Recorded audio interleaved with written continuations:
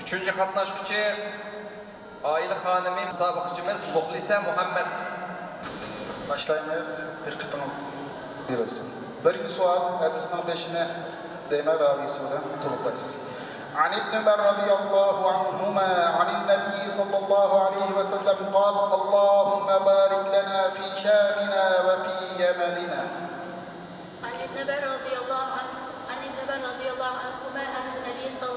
النبي صلى الله عليه وسلم اللهم بارك لنا في شامنا وفي يمننا قالوا وفي نجدنا قال اللهم بارك لنا في شامنا وفي يمننا قالوا وفي نجدنا قال هناك الزلازل والفتن وبها يطلع قرن الشيطان.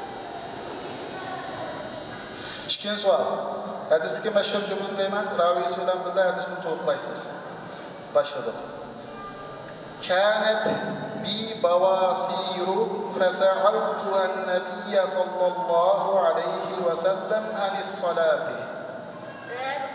إذا لم يطق قاعدا صلى على جنبه. راوي سلام بالله. عن عمران بن حسين رضي الله عنه قال كانت بي بواسير فسألت النبي صلى الله عليه وسلم عن الصلاة فقال صلي قائما فإن لم تستطع فقاعدا فإن لم تستطع فعلى جنبه. Tamam.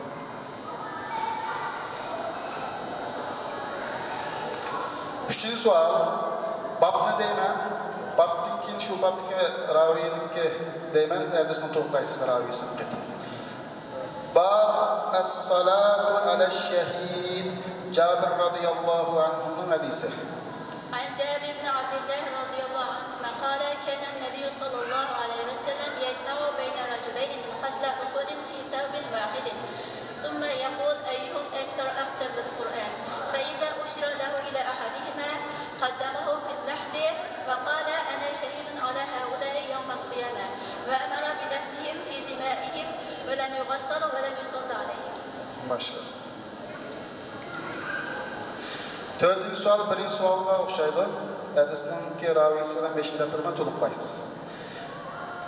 عن ابن عباس رضي الله عنهما قال إن رسول الله صلى الله عليه وسلم لما قدم أبي أن يدخل البيت وفيه الآلهة. عن ابن عباس رضي الله عنهما قال إن رسول الله صلى الله عليه وسلم لما قدم فأبى أن يدخل البيت وفيه آلهة فأمر بها فأخرجت فأخرجوا صورة إبراهيم وإسماعيل في أيديهما الأسلام فقال رسول الله صلى الله عليه وسلم قاتلهم الله أما والله لقد علموا أنهما لم يستقسما بها قط. فدخل البيت فكبر في نواحيه ولم يصلي فيه. ما شاء الله. Allah razı olsun. 5-nji hadis ikinci sualga o'xshaydi. Meşhur kelimenin deb biraman jumlani siz to'playsiz raviysi bilan birga. İnne ummi nazarat an tahujj falam tahujj hatta matat afa ahujju anha.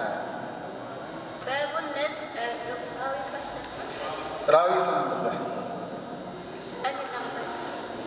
عن ابن عباس باب الحج والنذور عن الحج والرجل عن الميت والرجل يحج عن المرأة. عن ابن عباس رضي الله عنهما أن امرأة من جهينة جاءت إلى النبي صلى الله عليه وسلم قالت إن أمي نذرت أن تحج فلم تحج حتى ماتت أفأحج عنها؟ قال نعم حجي عنها أرأيت لو كان على أمك دين أكنت قاضية عنها قلت الله فالله أحق بالوفاء. Allah razı olsun.